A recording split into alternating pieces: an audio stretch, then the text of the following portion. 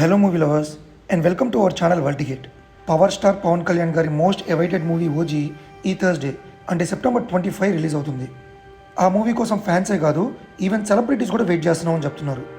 ఇప్పటి వరకు వచ్చిన టీజర్స్, లిరికల్ వీడియోస్ మూవీకి ఒక రేంజ్ హైప్ పెంచాయి. అయితే ఈ సినిమాకి సాహో సినిమాకి లింక్ ఉండొచ్చని సోషల్ మీడియాలో చాలామంది డిస్కస్ చేసుకుంటున్నారు.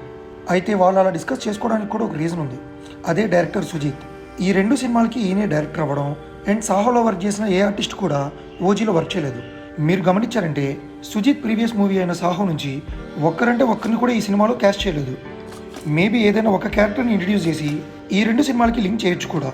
అట్లీస్ట్ నేను అనుకోవడం ఏంటంటే మేబీ ప్రభాస్ గారు స్క్రీన్ మీదకి రాకపోవచ్చు. ఎందుకంటే ఓజీకి ప్రభాస్ గారు సెట్కి వచ్చి యాక్ట్ చేసి ఉంటే ఈ పాటికి సోషల్ మీడియాకి తెలిసిపోయేది. కానీ సిద్ధార్థనందన్ సాహో అనే పేరు కానీ లేదంటే సాహో బీజిఎం కానీ ఓజీలో వినపడవచ్చు అనేది నా personal opinion. As we know Kalyan గారికి ప్రభాస్ గారికి మ్యూచువల్ ఫ్యాన్స్ చాలామంది ఉన్నారు. నేను అనుకుంది కనుక నిజమైతే థియేటర్స్ ఎరప్ట్ అవుతాయి. కమింగ్ టు హైప్, నాకైతే సాంగ్స్ అన్నీ నచ్చాయి. బట్ సువ్వికి ఎడిక్ట్ అయ్యాను.